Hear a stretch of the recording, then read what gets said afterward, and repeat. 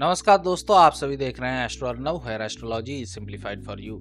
आज का ये वीडियो ग्रहण के ऊपर होने वाला है। कैसे चंद्र ग्रहण और सूर्य ग्रहण कुंडली में फॉर्म होते हैं और उनके इफेक्ट कैसे होते हैं। शुरुआत करते हैं चंद्र ग्रहण से। ये ग्रहण तब फॉर्म होता है जब केतु और मून एक साथ बैठे हुए होते हैं कुंडली में। इस केस में पर्सन बहुत ही ज़्यादा डीमोटिवेटेड होते हैं, वो बहुत ही ज़्यादा डिप्रेस्ड हो सकते हैं, क्योंकि मून रिप्रेजेंट करता है इमोशंस को और केतु डिटैचमेंट का कारक होता है। ये दोनों जब एक साथ बैठ जाता है तो नेगेटिव रिजल्ट्स के मामले में ये होता है कि पर्सन डीमोटिवेटेड होते हैं, उनके अंदर इमोशंस की कमी होती है और वो दूसरों को समझने की कोशिश भी नहीं करते हैं। ये कॉम्बिनेशन जब अमावस्या से गुजरता है तब पर्सन बहुत ही ज़्यादा नेगेटिव डिसीजंस लेने लगते हैं और उनको नेगेटिव रिजल्ट्स भी देखने को मिलते हैं। लेकिन अगर वीनस की दृष्टि या फिर वीनस बैठा हुआ होता है इस कॉम्बिनेशन में, तो नेगेटिव डिसीजंस उतने ज़्यादा नहीं होते हैं और नेगेटिव रिजल्ट्स भी कम हो जाते हैं। जब ये कॉम्बिनेशन फर्स्ट हाउस पे फॉर्म होता है तो पर्सन को साइकोलॉजिकल प्रॉब्लम्स, उनके दिमाग से रिलेटेड प्रॉब्लम्स आती हैं। जब ये फोर्थ हाउस में फॉर्म होता है तो पर्सन के मदर से रिलेटेड उनको इशू आ सकता है या फिर उनके प्रॉपर्टी से रिलेटेड उनको इशू आ सकता है।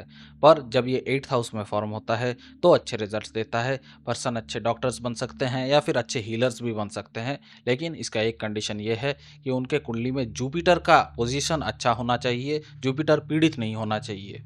जब ये कॉम्बिनेशन फिफ्थ हाउस पे फॉर्म होता है तो पर्सन का रिलेशनशिप और चाइल्ड से रिलेटेड प्रॉब्लम्स आती हैं। जब ये सिक्स्थ हाउस पे फॉर्म होता है तो प्रॉब्लम से भर जाता है पर्सन का लाइफ, क्योंकि ये एनिमीज़ का हाउस है और इस हाउस से एनिमीज़ डिनोट होते हैं। अगर ये सेवन्थ हाउस में फॉर्म होता है तो पर्सन का मैरिज से रिलेटेड इशू आता है, पर्सन के मैरिज में इमोशंस की कमी हो जाती है।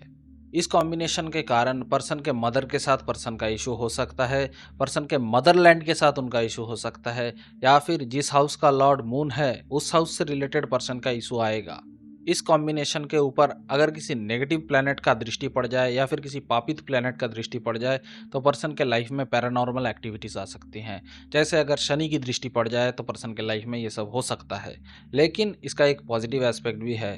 पर्सन बहुत ही अच्छे हीलर्स बन सकते हैं, डॉक्टर्स बन सकते हैं। इनका इंट्यूशन पावर भी बहुत ही ज़्यादा होता है नॉर्मल किसी पर्सन के तुलना में।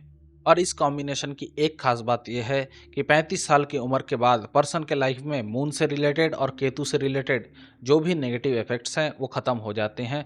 उनके लाइफ में इन सब के नेगेटिव इफेक्ट्स बाद में भी नहीं आते हैं। अब हम इस विषय को एक एग्जाम्पल से समझते हैं। स्क्रीन पे जो कुंडली आप देख पा रहे हैं ये एक एरीज लगन की कुंडली है, जिसके फोर्थ हाउस में केतु और मून बैठा हुआ है। इनके मैरिज में इनका बहुत ही ज़्यादा प्रॉब्लम था। इनके मैरिज के बाद इनके घर वालों ने इनसे कोई भी कांटेक्ट नहीं रखा, क्योंकि सूर्य पीड़ित कर रहा है वीनस को। इनके लाइफ में बहुत सारे प्रॉब्लम्स आई हैं इस कॉन्जंक्शन के कारण ही। अब आते हैं दूसरे चंद्र ग्रहण पे। जब राहु और मून एक साथ बैठता है तब ये फॉर्म होता है।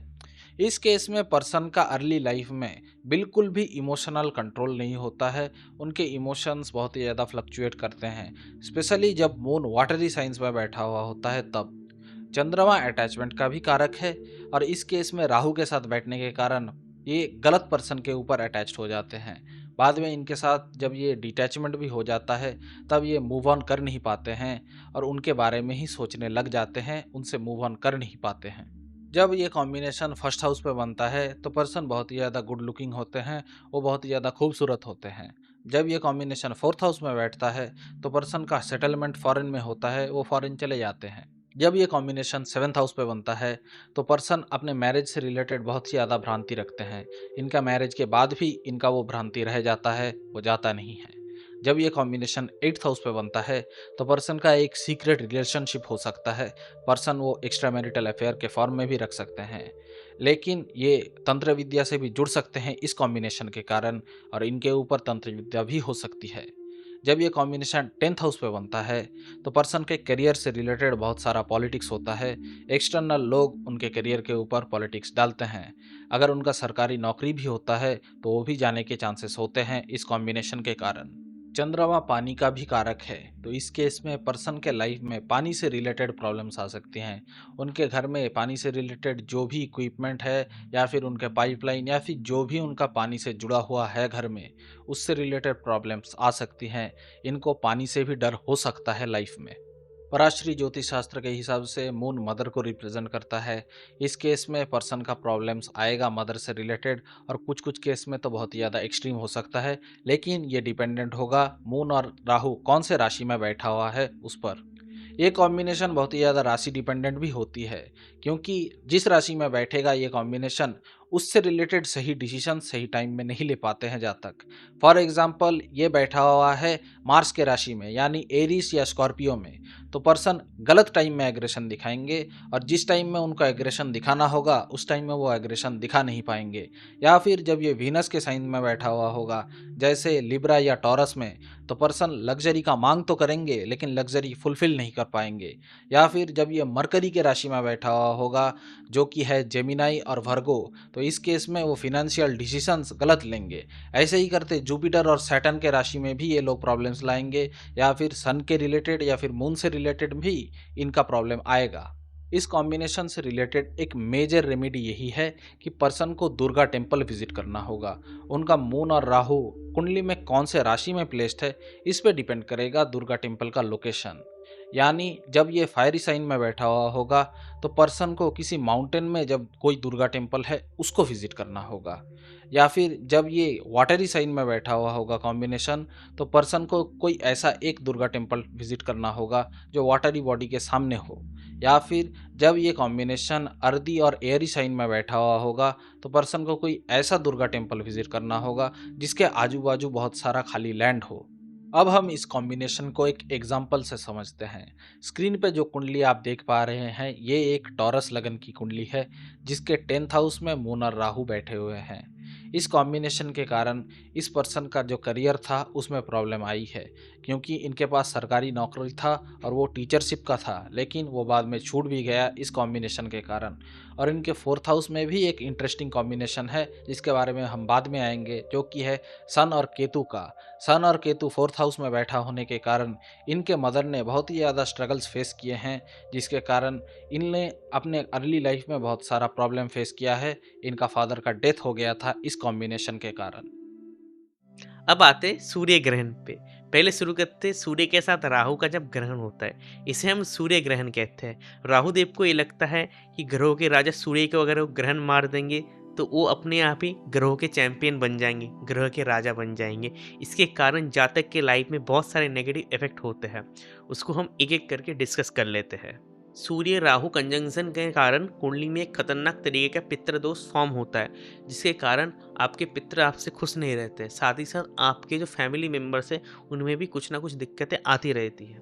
इस दोष के कारण बहुत वक्त ऐसा भी देखा जाता है कि आपका जो नेक्स्ट ब्लड लाइन होता है वो आगे कंटिन्यू नहीं कर पाता है। आपके बच्चे होते नहीं है, फिर बच्चे होते भी है तो उनको भी तरह तरह की दिक्कतें होती है, जिसके कारण आपका ब्लड लाइन आगे बढ़ नहीं पाता है। मेंटल लेवल पे देखें तो सूर्य आपके कॉन्फिडेंस और आपके ईगो को रिप्रेजेंट करता है।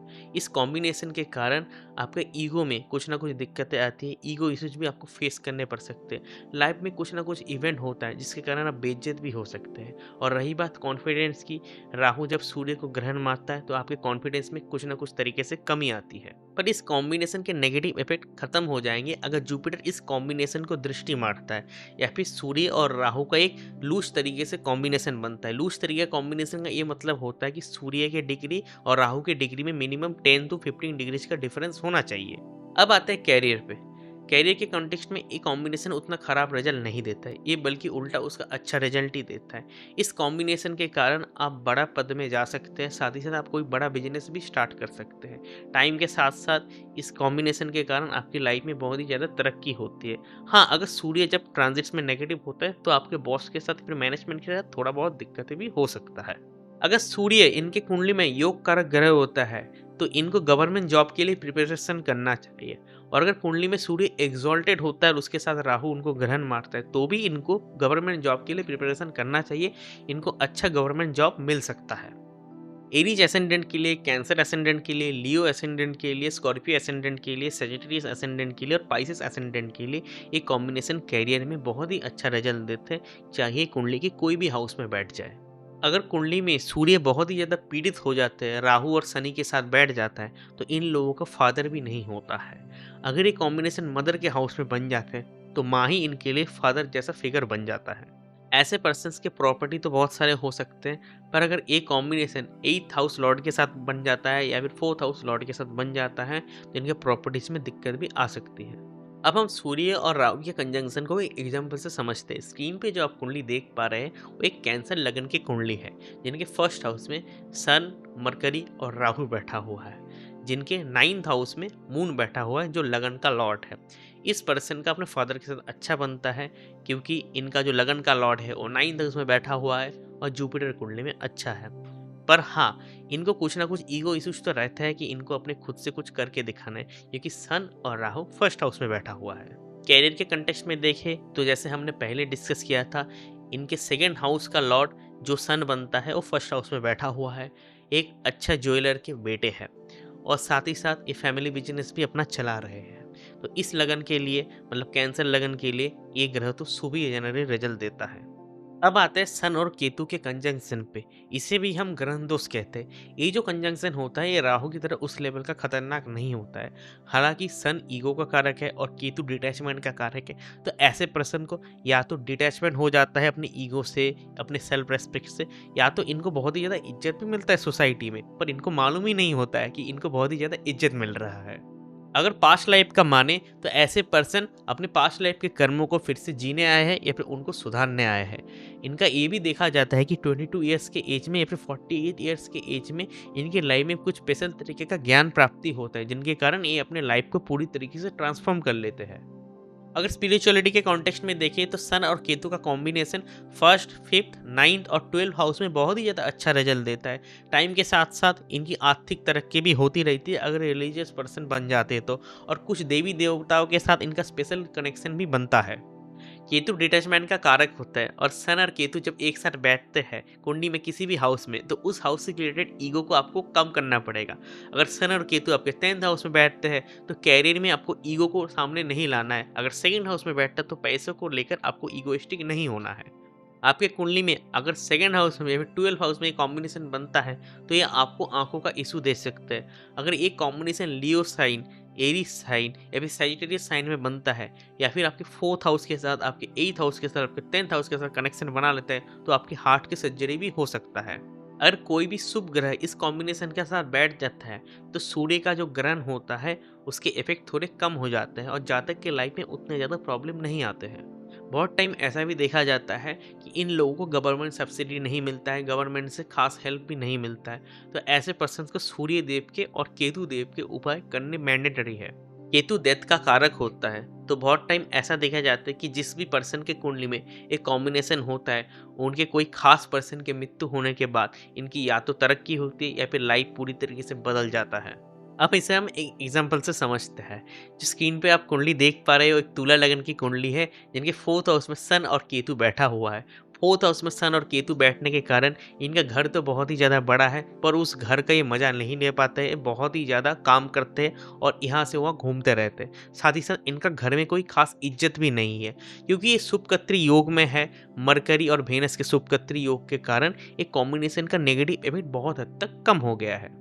तो आज के वीडियो में इतना ही। उम्मीद करता हूँ कि आप लोगों को हमारा वीडियो पसंद आया होगा। अगर वीडियो से रिलेटेड कोई भी डाउट है या फिर सजेशन है, आप नीचे कमेंट सेक्शन में लिख सकते हैं।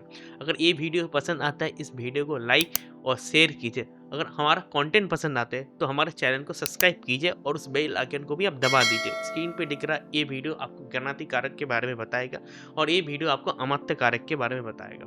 अगले वीडियो में फिर मिलते हैं। धन्यवाद।